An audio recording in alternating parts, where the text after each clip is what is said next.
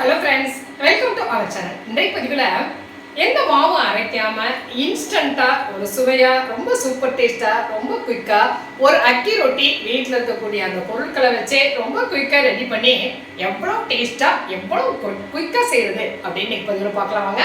இந்த டேஸ்டான ரொட்டி செய்கிறதுக்கு இன்றைக்கி நான் ஒரு பவுல் எடுத்துட்டேன். இதில் ஒரு பெரிய வெங்காயம் பொடி பொடியாக கட் பண்ணியிருக்கேன். அந்த வெங்காயத்தை நம்ம இதில் சேர்த்துக்கலாம். தேங்காய் ஒரு அரை கப் அளவுக்கு ஒரு 2 சில்லுங்க ரொம்ப பொடியாக கட் பண்ணி வச்சுருக்கிறேன் துருவலை. இது கட் பண்ணி சேர்க்கும் பொழுது அந்த ரொட்டியில் நல்ல வாயில் நல்லா ஒரு மென்று சாப்பிடும்போது ரொம்ப நல்லாயிருக்கும்.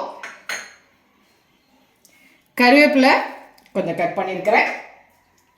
இஞ்சி ஒரு துண்டு துருவி எடுத்து வச்சுருக்கிறேன், அதையும் சேர்த்துக்கலாம். குடமிளகாய் கொஞ்சமாக பொடியாக கட் பண்ணி வச்சுருக்கிறேன், அதையும் சேர்த்துக்கலாம். சேர்த்துட்டு இதை நல்லா கொஞ்சம் பிசைஞ்சிடலாம். பிசைஞ்சாச்சு. இதில் நான் 2 கப் அளவுக்கு இன்றைக்கி நான் அரிசி மாவு இதோட சேர்த்துக்கிறேன். இதில் மல்லி இலை கொஞ்சமாக பொடியாக கட் பண்ணியிருக்கேன், அதையும் சேர்த்துக்கலாம். துருவன கேரட்டு ஒரு கப் அளவுக்கு வச்சுருக்கேன், சேர்த்துக்கலாம். 2 பச்சை மிளகாய் பொடியாக கட் பண்ணி வச்சுருக்கேன், அதையும் சேர்த்துக்கலாம். 1 டீஸ்பூன் அளவுக்கு நம்ம ஜீரகம் சேர்த்துக்கலாம். சேர்த்துட்டு இதை நல்லா கலந்துக்கலாம். பாருங்கள், 1.5 டீஸ்பூன் அளவுக்கு நான் உப்பு சேர்த்துக்கிறேன். இப்போ இதில் நம்ம கொஞ்சம் கொஞ்சமாக தண்ணி சேர்த்து பிசைஞ்சுக்கலாம். கை பொறுக்கக்கூடிய அளவுக்கு ஹாட் வாட்டர் வச்சுருக்கேன், அதை நாம் சேர்த்துக்கிட்டு வெது வெதுப்பான தண்ணிங்க அதை சேர்த்துட்டு நீங்கள் பிசைஞ்சுக்கலாம்.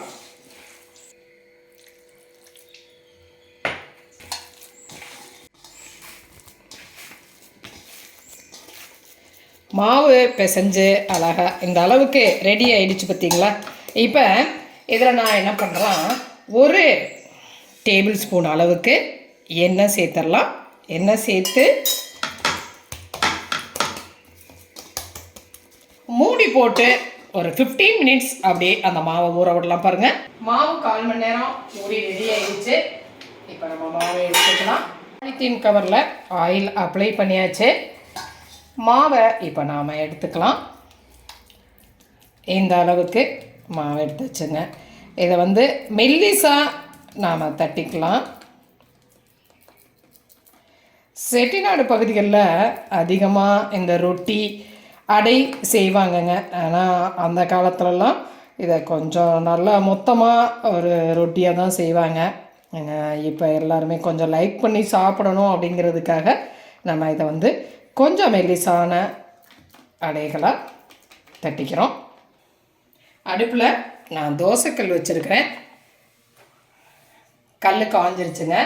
இதில் மாவை நான் அப்படியே சேர்த்துடலாம். சுற்றி நம்ம ஆயில் சேர்த்துக்கலாம். 1 சைடு நல்லா வேகட்டும். 1 சைடு வெந்துருச்சு. இப்போ இதை நம்ம அடுத்த சைடுக்கு திருப்பி விட்டுக்கலாம்.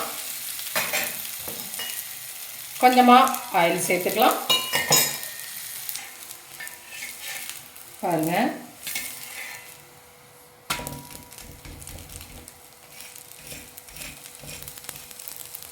இன்னொரு சைடும் நல்லா வெந்துருச்சு. அதில் அந்த தேங்காய் மல்லித்தலை எல்லாமே சேர்த்துருக்கிறதுனால ஒரு சாப்பிட்றதுக்கு ஒரு ரொம்ப நல்ல டேஸ்ட்டாக இருக்குங்க.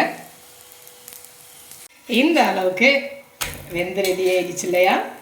இந்த ஸ்டேஜில் நாம் இதை எடுத்துடலாம். இதே மாதிரியே நம்ம எல்லா ரொட்டியும் தட்டி எடுத்துடலாம். இந்த மாதிரி இந்த ரொட்டி இதில் போட்டுக்கலாம்.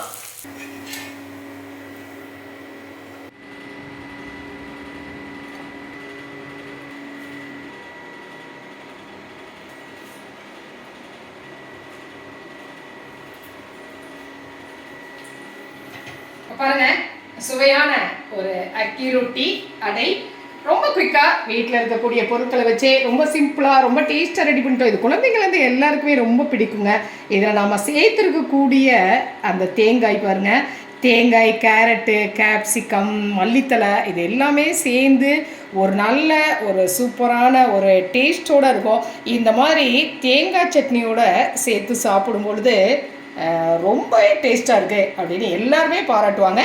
செஞ்சு பாருங்கள்.